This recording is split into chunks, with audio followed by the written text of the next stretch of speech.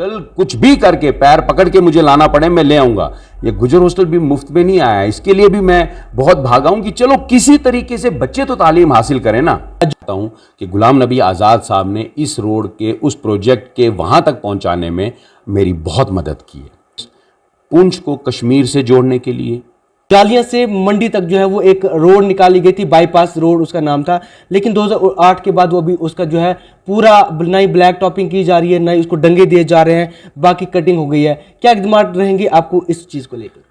तो आपको क्या लगता है आने वाले वक्त में जिस तरह से आपको जो है गुजर वोट भी आया और अगर हम बात करें पहाड़ी वोट भी आपको काफ़ी आया, तो क्या पहाड़ियों के लिए वो चीज़ वहाँ पर बात करें, नूरपुर की बात करें, जबी तोती की बात करें, ऐसी ऐसी जगहें जो है वो टूरिज्म में नज़रअंदाज की है, क्या आप एक डीडीसी होने के नाते इस पर कोई काम नहीं आपने किया? क्या डीडीसी होने के नाते आपने ये ड्राफ्ट जो है ये जगहें क्यों नहीं टूरिज्म के मैप पर लगाई?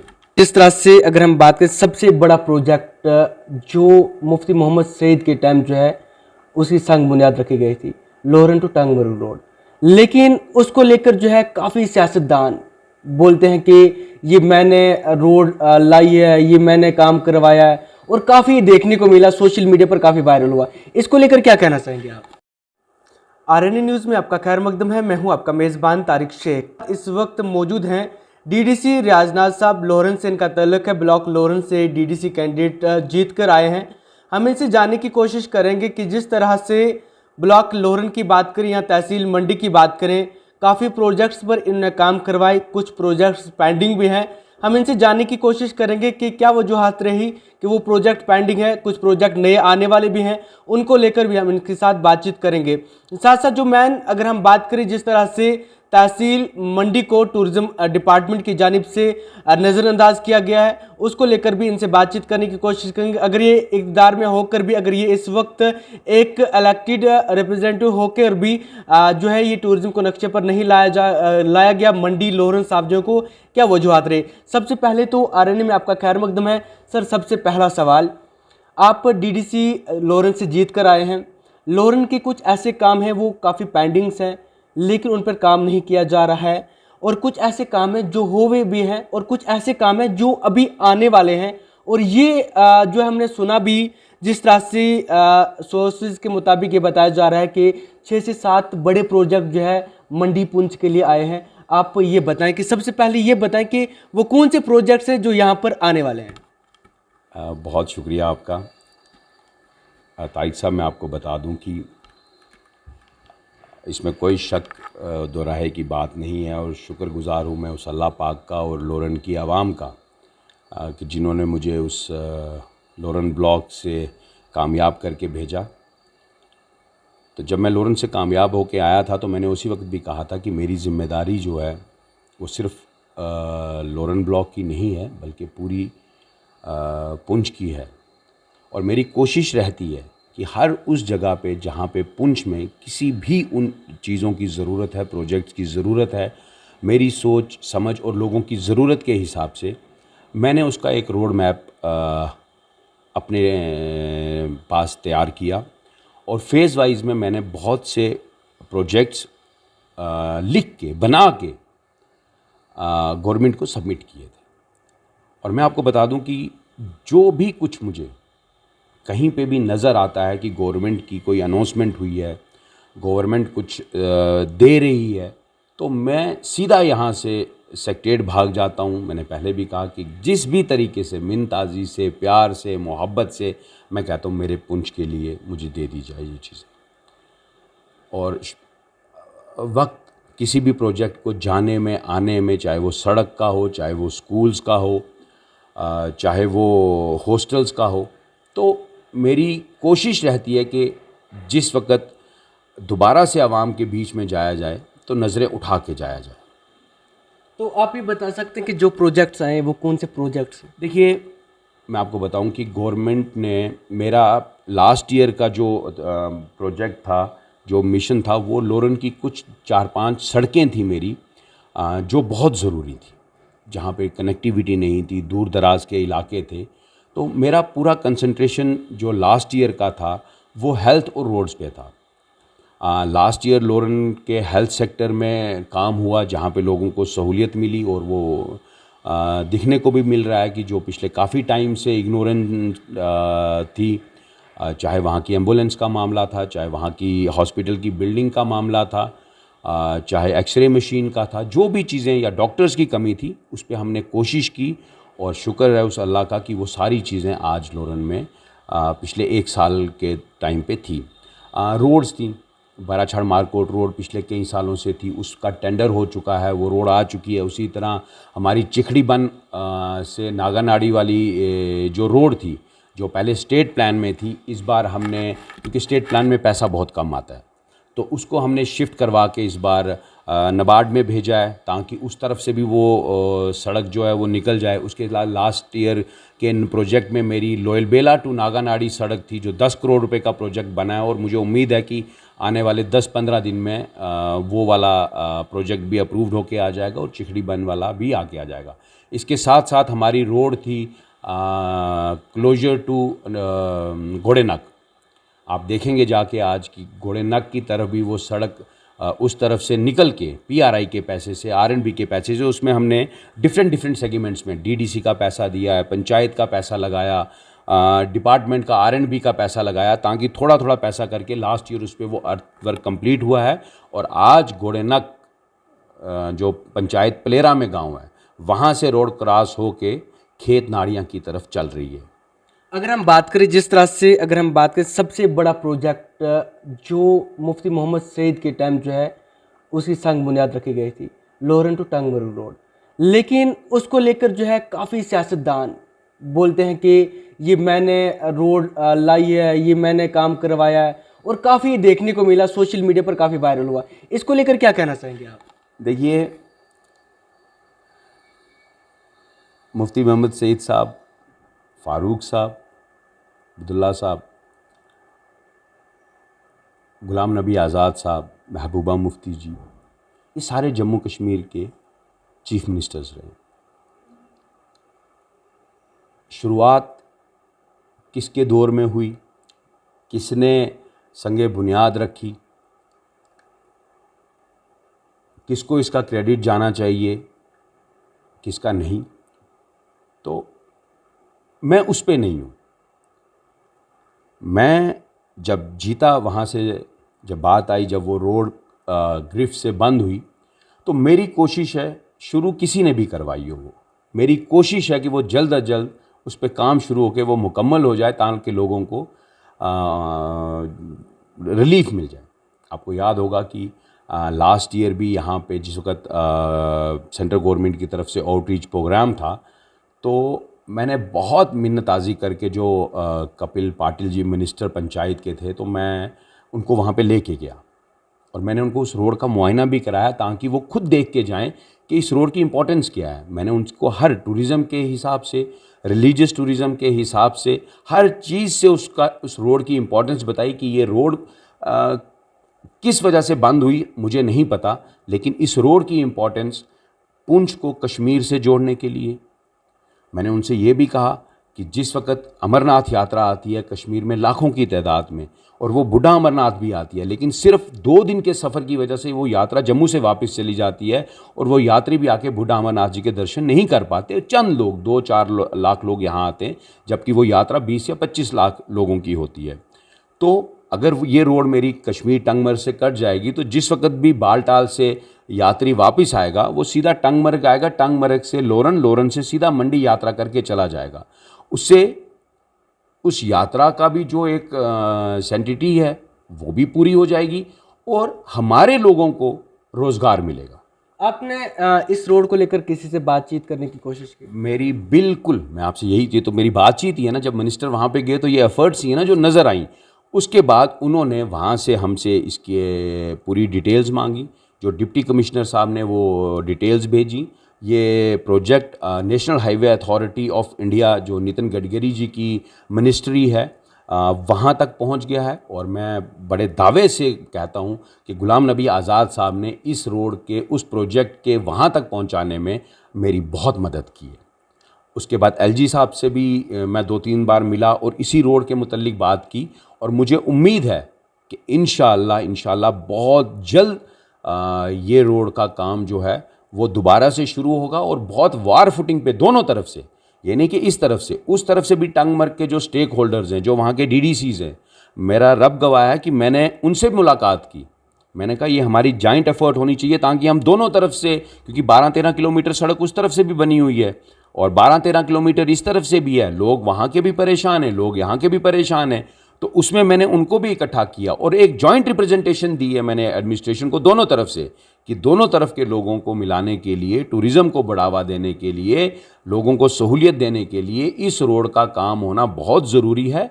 और वो सारे कागज़ मैं आपको बड़ी ज़िम्मेदारी से कहता हूँ कि डिस्ट्रिक्ट एडमिनिस्ट्रेशन ने भी उसमें हमारी पूरी सपोर्ट की है, LG एडमिनिस्ट्रेशन ने भी पूरी सपोर्ट की है और सेंट्रल गवर्नमेंट भी इसको बहुत सीरियसली नोट करके मिनिस्ट्री ऑफ ट्रांसपोर्ट के पास ये फ़ाइल है। और मुझे लगता है कि शायद आने वाले, जहाँ तक मुझे एश्योरेंस LG साहब ने दी है, कि आने वाले थोड़े से टाइम में मुझे लगता है कि ये प्रोजेक्ट दोबारा से अप्रूव होके आएगा और ये रोड इंशाल्लाह मुकम्मल होगी। जिस तरह से बात चल रही है कि लोहरन में एक गुजर हॉस्टल भी आपने मंजूरी करवाई है और साथ में कुछ स्कूल भी आपने मंजूर कर, इसको लेकर क्या कहना चाहेंगे? देखिए, मैंने आपसे कहा ना कि मुझे सिर्फ गवर्नमेंट की तरफ से कोई कागज़ मिलना चाहिए कि जिसमें वो ये कह रहे हैं कि हम ये चीज़ जम्मू कश्मीर में देने वाले हैं।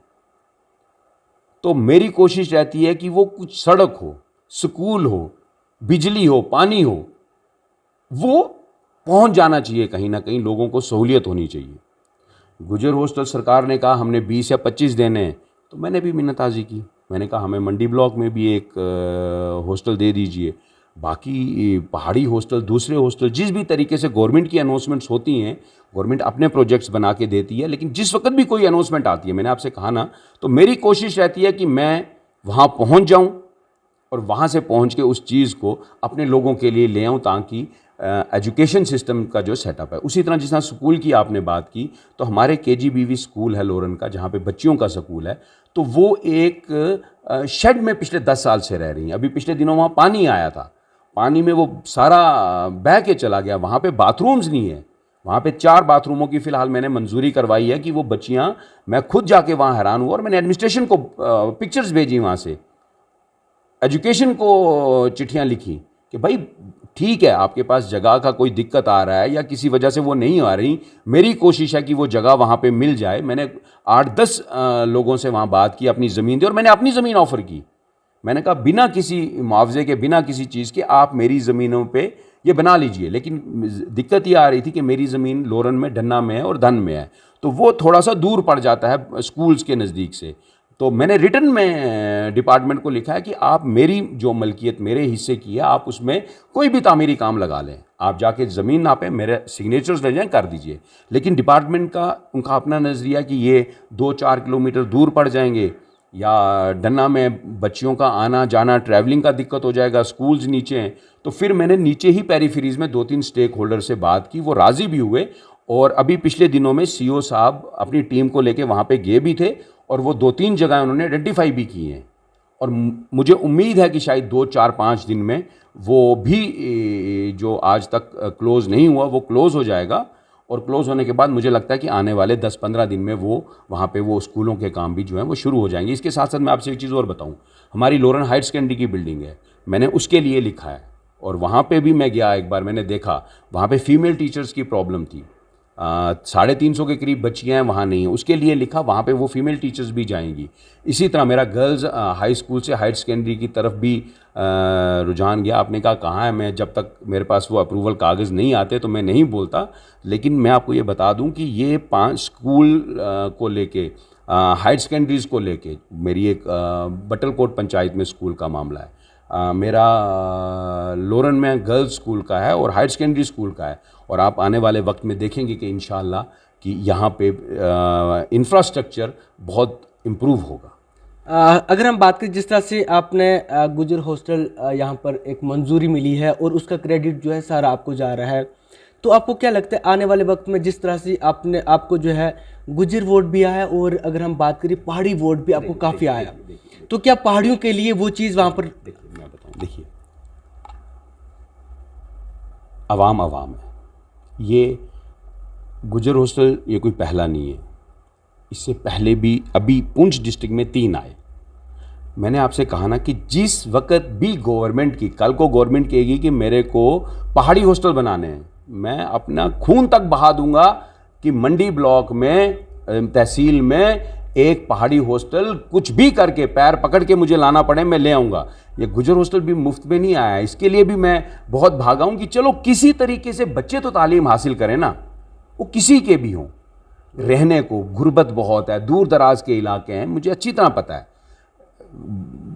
भूख प्यास हर एक इंसान को लगती है। बिल्कुल। तो मेरा ये नहीं है, ये मेरी ये चीज़ है कि इंफ्रास्ट्रक्चर पहुंचना चाहिए, डेवलपमेंट होनी चाहिए। वहाँ पे कल को लोग लगेंगे, कल वहाँ पे एम्प्लॉयमेंट जनरेट होगी, तो ज़रूरी थोड़ी है वहाँ पे। अब यहाँ पे हमारा पुंछ गुज्जर हॉस्टल था, तो यहाँ पे 30 साल सजाद हुसैन वार्डन साहब जो हैं वो वार्डन रहे हैं।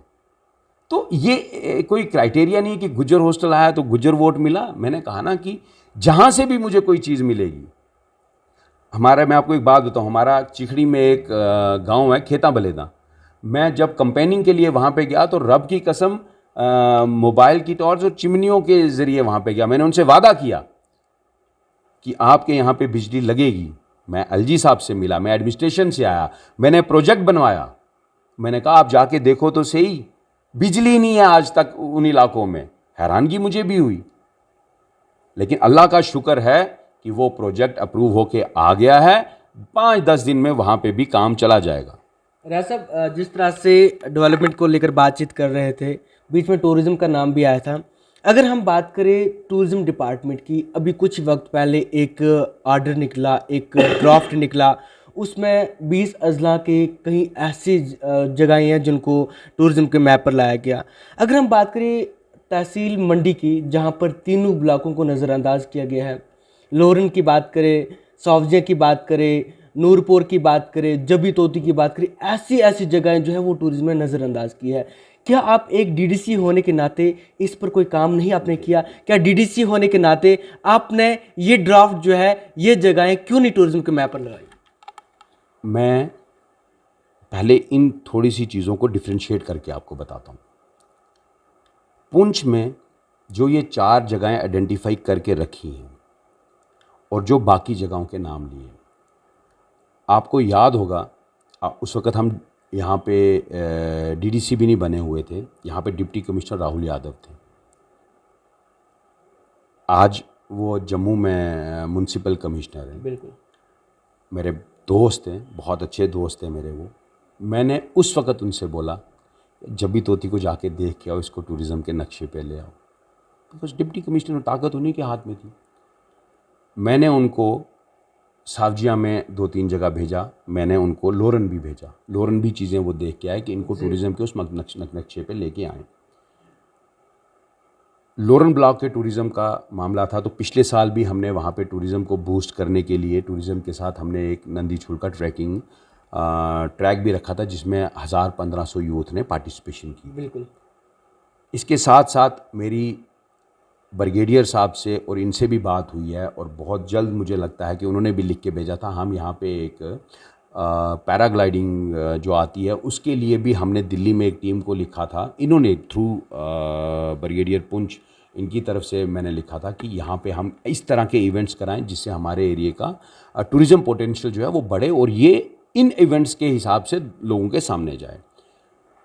कोशिश सिर्फ एक नहीं है, कोशिश ये है कि हमारे मंडी तहसील में टूरिज़्म बहुत बड़ा पोटेंशियल है, बहुत बड़े पैमाने पे काम होने की ज़रूरत है। आप देखें कि मैं अपनी बात करूं, मैंने 15 लाख रुपए का एक टूरिज़्म स्पॉट बना रहा हूं चिनारा में, जिस पे काम चल रहा है।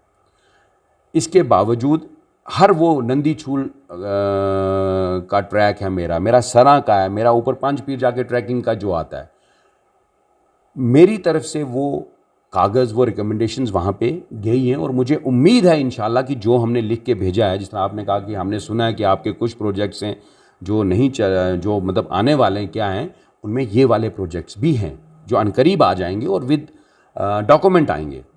जहाँ तक इन 4 जो स्पॉट्स अभी आए हैं ये वाले, आप देखिए ये 4 स्पॉट्स रिलीजियस टूरिज़्म के हिसाब से आए हैं। नंगाली साहब, गुरुद्वारा नंगाली साहब है, तो उसके इर्द गिर्द के इंफ्रास्ट्रक्चर को बढ़ाने के लिए वहाँ पे उसको टूरिज़्म के कुछ हट्स या टूरिज़्म की कोई चीज़ें बनेंगी, मुबारक की बात है। उसी तरह मंदार है, वहाँ पे साईं बाबा मीरा साहब की दरगाह है, वो दरगाह ऑलरेडी वहाँ पे थी, उसी दरगाह को वहाँ पे लोगों का फुटफॉल वगैरह ज़्यादा है, वहाँ पे आती है। उस तरह छजला में एक जो स्थान है एक बाबा का, वहाँ पे टूरिज़्म को ये करने के लिए चाहिए। ये अभी दिस इज़ जस्ट बिगनिंग, लेकिन यू जस्ट वेट, देखते जाइए कि आने वाले वक्त में जिस तरह भी चीज़ें आ रही हैं उस तरह आप देखेंगे कि लोरन ब्लॉक में टूरिज़्म का बहुत बड़ा फ्लो बड़े पैमाने पे होगा। वो मंडी ब्लॉक में हो, क्योंकि टूरिज़्म हमारी बैकबोन है उस एरिया की, वो वहाँ पे एम्प्लॉयमेंट भी जनरेट करेगी और इकनॉमी को भी बूस्ट देगी। लेकिन अगर हम बात करें जो ड्राफ्ट आया, हम मानते हैं कि ये इन जगहों को जो है, जिस तरह से आपने बताया कि नंगाली हो गया या मदार हो गया या कोई और भी जगहें हैं, लेकिन क्या हमारे जो एमएलए रहे हैं, एमएलसी रहे हैं, क्या उस वक्त जो ये ड्राफ्ट ऊपर तक भेजा गया है कि उस वक्त तहसील मंडी के नाम क्यों नहीं दिए गए? अगर आप डीडीसी हैं, अगर आप डीडीसी वहाँ से जीत के हैं, तो आपने उसके बाद भी टूरिज्म को लेकर क्यों नहीं नाम दिए ऊपर, ताकि हमारा जो है टूरिज्म नक्शे पे आए? देखिए, किसी ने क्या मेहनत की अपने दौर पे, कितनी नेक नीति और ईमानदारी से वो लोग चले, मैं उन पे कमेंट ना करूँगा और ना करना चाहता हूँ। जहाँ तक मेरा ताल्लुक़ है, तो मैंने आपसे ये कहा है कि मैंने ऑलरेडी इन चीज़ों को प्रोजेक्ट किया हुआ है। आप ये देखें कि यहाँ पे इस वक्त आप वो ऑर्डर पढ़ें, ये ऑर्डर्स डिफरेंट टाइप के होते हैं, जिनको कुछ लोग समझ नहीं पाते, पूरा पढ़ नहीं पाते। ये मिशन यूथ के तहत है। मिशन यूथ एक अलग छोटा सा एम्बिट है, जिस एम्बिट में मिशन यूथ के तहत उनको 2 या 3 चीज़ों को प्रोजेक्शंस देनी है। कोई चीज़ बनाने के लिए इतना बड़ा बजट उसका नहीं होता है। बिल्कुल। मेरे लिए जो बजटिंग का है, मेरे लिए जो प्रोजेक्ट्स में है, वो बड़े प्रोजेक्ट्स को करने के लिए हैं, जिसमें लोरन में इंफ्रास्ट्रक्चर की बात आई। मैंने लोरन में जाके अपने, जब मैंने मीटिंग्स करता हूं तो मैं उनको कहता हूं कि हमारे घर इतने खूबसूरत बनाए होते हैं, जो ऊपर वाले 4 कमरे होते हैं हमारे, वो किसी, हमारे वो एक टर्म है जो कहते हैं, उसको क्या कहते हैं, जो चौथी छत पे हम 4 कमरे बना देते हैं, हर कोने पे एक एक निकाल देते हैं ना। तो मैंने कहा ये है, इसमें ना हम लोग सोते हैं, ना हम इसकी यूटिलाइजेशन करते हैं, हम कालीनें वगैरह सब यहाँ बिछा देते हैं। आप एक काम करो, टूरिज़्म के तहत इस ऊपर वाली छत को आप गेस्ट हाउस में तब्दील कर दो। आप अपने घरों के बाद बोर्ड लगा दो, रूम्स अवेलेबल। बिल्कुल। देखो, गवर्नमेंट 1000 चीज़ें नहीं कर पाएगी, 1000 कमरे नहीं बना पाएगी, टूरिज़्म का उतना फ्लो नहीं जितना हिमाचल में है।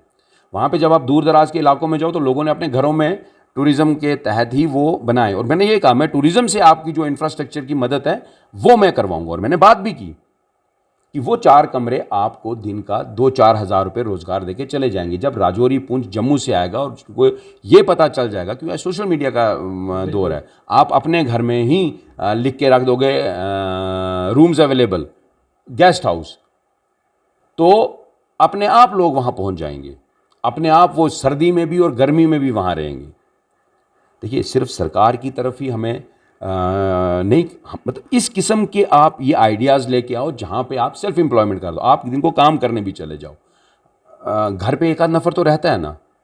आप बाहर अगर 500 या 700 पे भी हम लोरन में एक कमरा देंगे, मेरा दावा है कि अगर ये वाला आपके इस जनरल लेवल पे चीज़ चली जाए लोगों के बीच में, और हर घर के बीच में 3 या 4 कमरे जो ऊपर वाले हमारे यूटिलाइजेशन नहीं है वो यूटिलाइज हो जाएं, तो घर बैठे बैठे 4-5 हज़ार रुपये की आमदनी जो है, वो चाहे सर्दियों में भी, बर्फ़ में भी लोग लोरन मंडी आएंगे, गर्मियों में भी आएंगे। सिर्फ ये है कि वहाँ पे रहने की जगह नहीं, जिसके लिए वो वापस आता है। पिछले 3 साल में इतना टूरिज्म फ्लो है वहाँ पे, जो दिन को जाते हैं रात को आते हैं। उसी को देख के हमने काफ़ी स्पॉट्स भी वहाँ पे डेवलप करवाए। नंदी छूल के रास्ते में अभी हमने 3-4 जो स्पॉट्स हैं उनको PRI के खाते में, DDC के खाते में और टूरिज़्म के खाते में कोलैबोरेशंस में बनाए। जैसे आप चिनारा का स्पॉट देखते हो, तो चिनारा को भी मेरी सोच है कि एक इतना बड़ा सा स्पॉट बनाया जाए, उसको इतना खूबसूरत बनाया जाए लेवलिंग करके, कि वहाँ पे आके आदमी रेस्ट कर ले, और रेस्ट करके वहाँ पे अपना खाना पीना कर ले। बिल्कुल। आखिरी सवाल, वक्त भी बहुत हो गया, आखिरी सवाल ये रहेगा कि जिस तरह से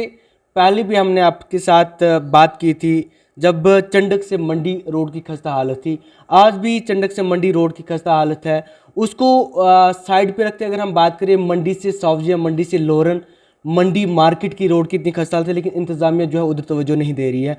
आपके एंड से क्या इकदाम उठाए जाएंगे ताकि मंडी से लोरन और मंडी से सावजिया जो है वो वहाँ पर ब्लैक टॉपिंग किया जाए? और साथ ही जो मेन रास्ता अगर हम बात करें मंडी मंदिर के पास जो है स्लाइडिंग होने की वजह से किसी वक्त भी मंडी से सावजिया का रास्ता बंद हो सकता है, उसको लेकर एक गवर्नमेंट ने एक अच्छा कदम उठाया था 2008 में, जब मंडी से जालियां से मंडी तक जो है वो एक रोड निकाली गई थी, बाईपास रोड उसका नाम था। लेकिन 2008 के बाद वो अभी उसका जो है पूरा नई ब्लैक टॉपिंग की जा रही है, नई उसको डंगे दिए जा रहे हैं, बाकी कटिंग हो गई है। क्या इकदाम रहेंगे आपको इस चीज़ को लेकर? जो ये आप मुझसे कह रहे हो ये मैंने ऑलरेडी टेकअप किया हुआ है।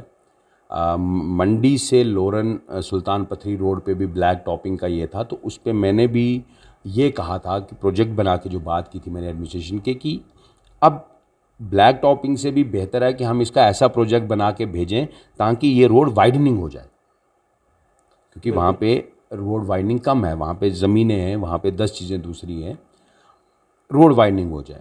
पलेरा के बीच में आप जब हम यहाँ से जाएं तो आप इतनी कंजेशन होती है वहाँ पे बिल्कुल कि पानी भी इतना इकट्ठा हो जाता है। अभी पीछे वाले दिनों में हमने वहाँ पे ब्लैक टॉपिंग का काम शुरू भी करवाया था, जहाँ पे रोड बहुत डैमेज थी, वहाँ पे पैच वर्क हुए भी।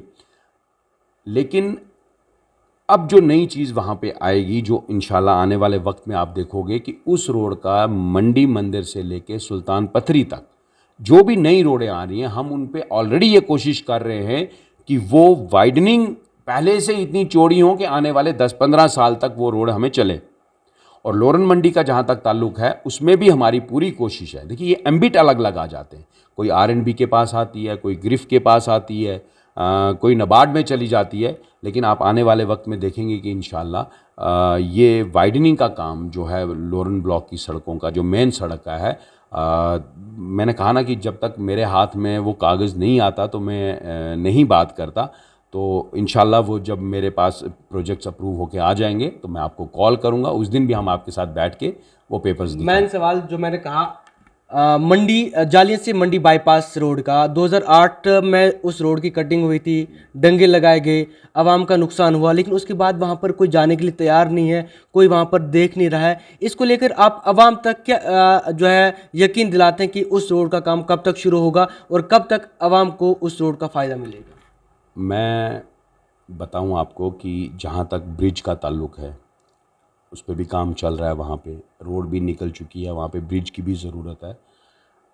मैं कंक्रीट बात करके टाइम फ्रेम लेके अपनी पूरी कोशिश करके आपको बता दूंगा कि वो कितने टाइम पे वो वहाँ पे प्रोजेक्ट जो है वो दोबारा से स्टार्ट हो पाएगा और कितनी देर में वो रोड कंप्लीट होके हम उनको दे सकते हैं। बहुत शुक्रिया वक्त देने के लिए। नाजरीन, ये थे हमारे साथ डीडीसी लोहरन रियाज नाज साहब।